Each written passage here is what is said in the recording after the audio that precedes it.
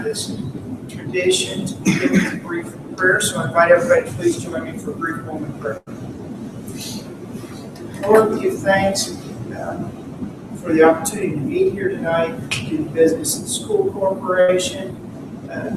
We give thanks for the opportunity for people to enjoy vacations and recharge.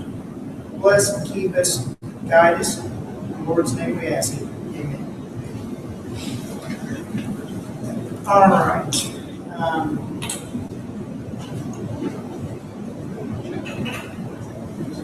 First, this is the opportunity to begin the meeting. Any public comments on items that are on the agenda? Anybody wants to speak for a couple minutes on items on the agenda? Mr. Mashmeyer, as we talked just briefly, on the agenda was going to be the soccer concession stand as information only. I'd like to recommend that we move that to action item number 1. Coach Harris is here as well as Mr. Mercer.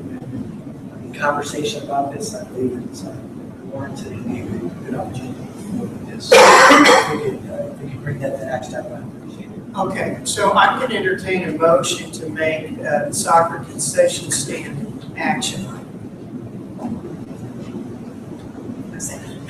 Well, I'll entertain a motion. So we'll put you down as making it. Sorry. Outside.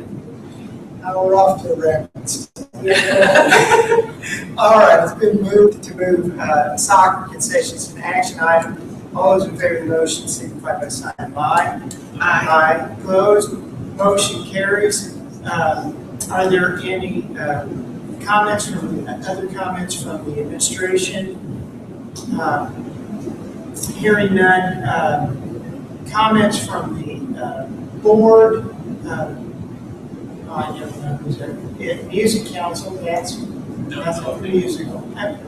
Athletic. No update, Mr. Benjamin.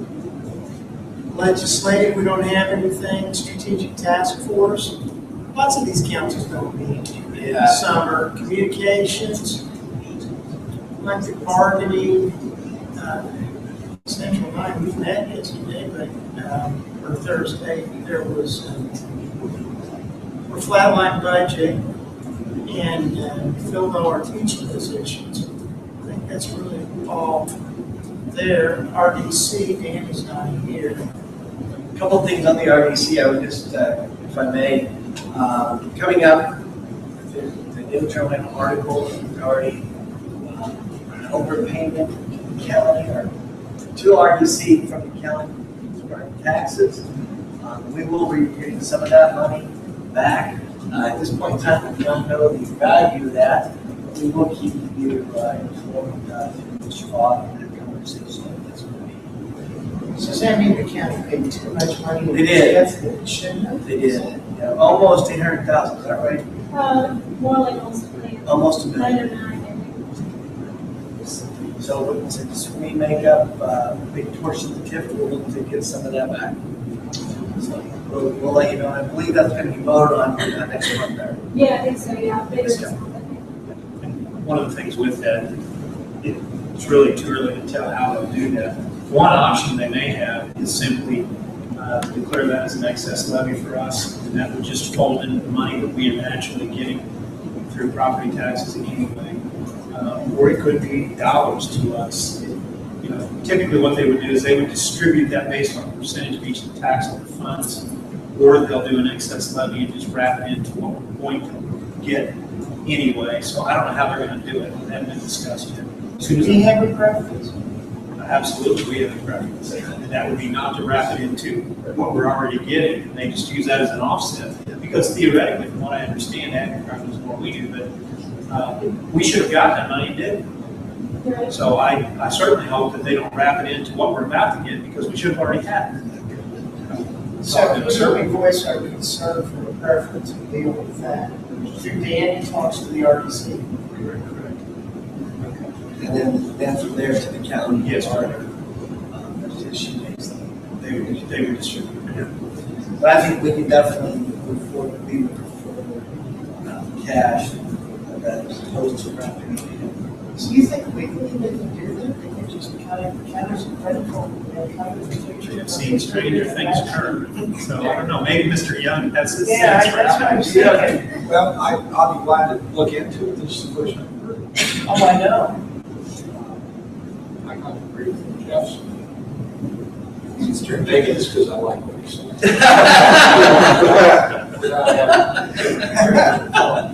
Let me call Jeff tomorrow. No, I would appreciate it, Roger, because if there's some legal precedent or policy or the like that helps us get it in a way in which we would like it, then we would want to argue it with that when we talk with the RDC. Certainly. And at the end of the day, I would, not to be overly simplistic, but at the end of the day, we should get as much money as we would have gotten to have things been done correctly in the first instance. Yes, yeah. Sure. We'll work on that tomorrow. Good, thank you so much. I appreciate you bringing it up. All right, the consent agenda. Any questions or comments about the consent agenda? I didn't see a motion. All those in favor of the motion, please signify by sign of aye. Aye. Opposed? Motion carries. Mr. Mashmeyer, in attendance tonight, we do have Mr. Harvey, who just approved to be a teacher here at the high school. He'll be on social studies and special education. He's coming to us from Michigan. He did say he's a Michigan State fan, so yeah, he writes a smart fan. Mrs. Smith will love you. I will tell you, we have one principal that likes thinks they're pretty good. Love them. That was very nice of you to come aboard. We appreciate it. Welcome, Frank. Superintendent reports. We only have one, and that's corporation financial reports. You have attached, it's pulling it up for us right now. Conclusion of the fiscal year, the end of June, just a quick overview. Everything's tracking along pretty much as we had anticipated. The general fund operating balance is a little bit high right now. We have a free payroll month coming, so that's always the case. Actually, the general fund's down about 150,000 from where we had projected. Hopefully that'll shake its way out by the end of the year. Just highlight transportation again as we continue to struggle through that and make our legal obligation to finish both the fiscal and the calendar year with at least $1 in the account, and that's what we typically have. So other than that, everything moving along as expected. Be happy to answer any questions you've got. I don't think so. Thank you very much. All right, that brings up our first action item, which is soccer concession stand. Coach Harrison.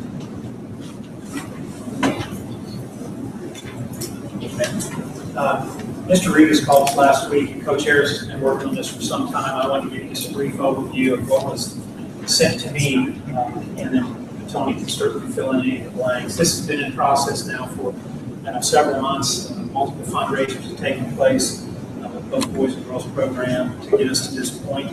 Bill Doty has, as I mentioned, been involved throughout the entire process to make sure that we're legally compliant.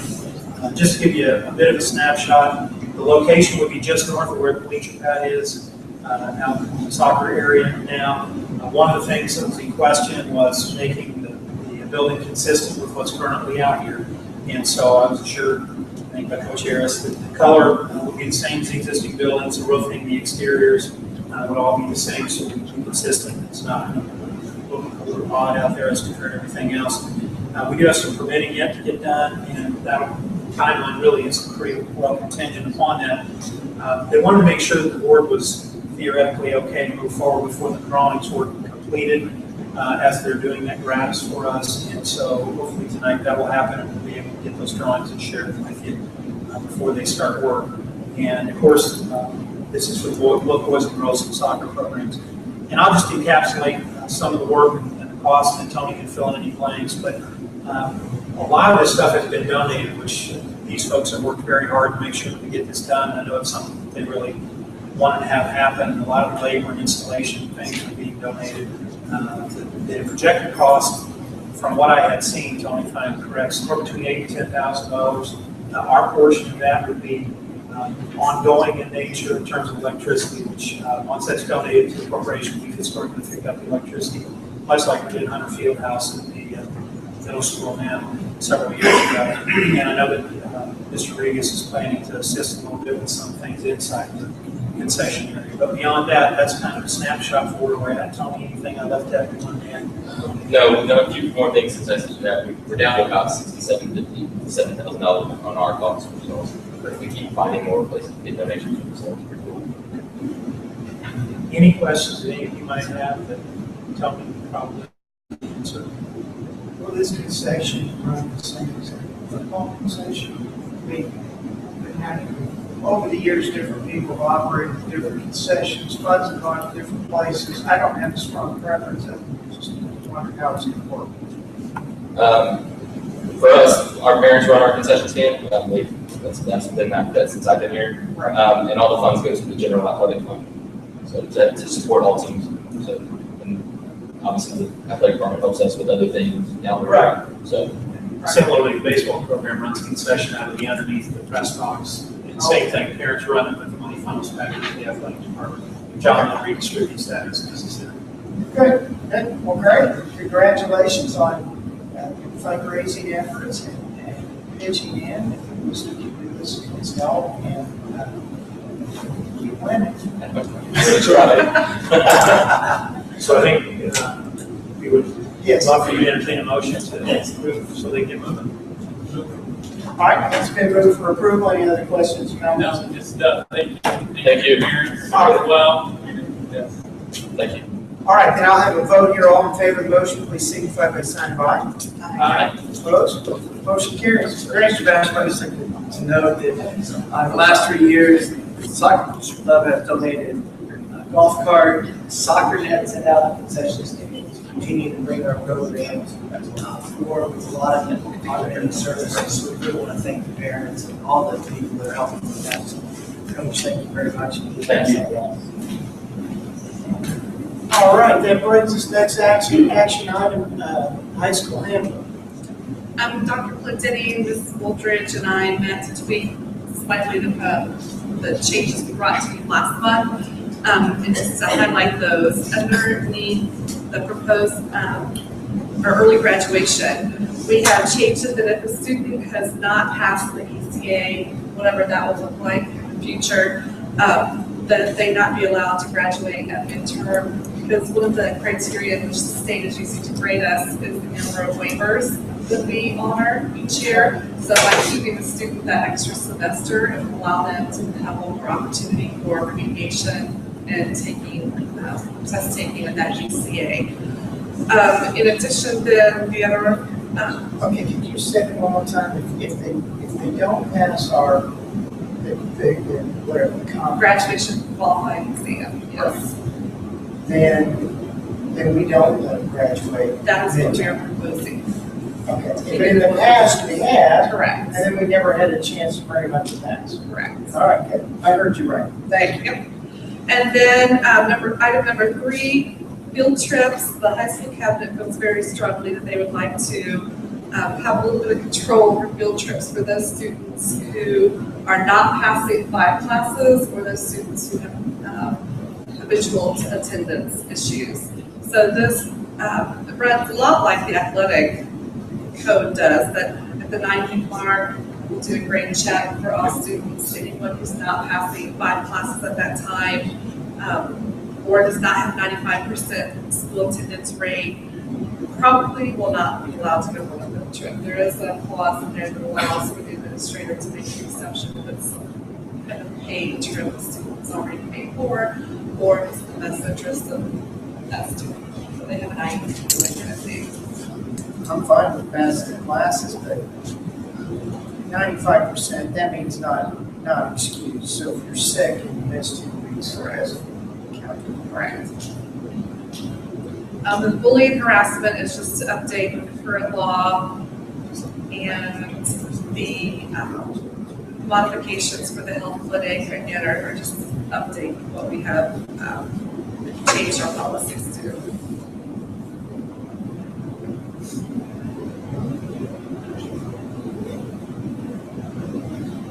The speech mainly an addition to the athletic portion there, just to share the mission and vision statement. And the bottom of that paragraph is what we've been following. It's just put it in writing to be a little bit more informative and communicative to parents. This is the one about. Rain checks, we will have rain checks. I'm not down. Yeah. Okay.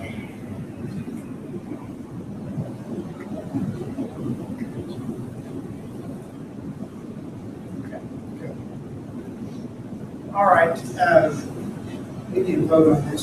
Correct. All right, I entertain a motion.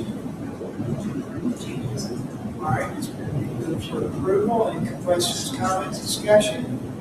Hearing none, all those in favor of the motion, please signify by saying aye. Aye. Opposed? Motion carries. Look around. I present this tonight, which is exactly the same as it was presented last month. There have been no changes, additions, or deletions. Okay, any questions about book rental? Then we entertain a motion on book rental. Get to you busy.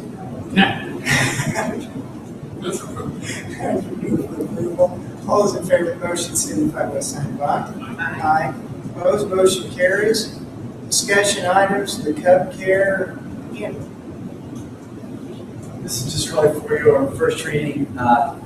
Throughout the last semester, both Mr. Smith and Mr. Doty bringing information. This encapsulates all of it into one document so we can give out to parents upon enrollment to Cub Care and Cub Academy.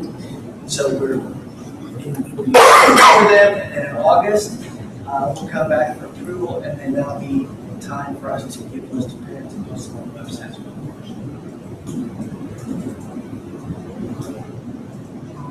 Any questions about Cub Care? And Cub Academy, same thing. Same, correct. And then this 15-16 budget schedule, that's just ours. Okay, it's different. All right. I just wanted to give you a quick rundown of what's going to happen over the course of the next couple of months, just a couple of dates to be aware of. August 10th, I'll present the budget workshop, and we'll ask approval to advertise capital projects and bus replacement. We'll be back in September to do the public hearing, just like we've always done.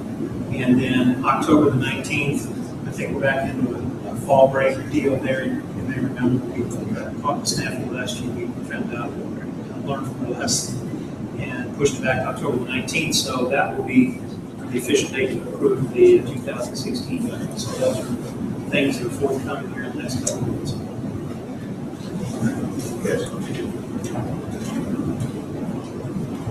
Thank you. So that's board administrative comments.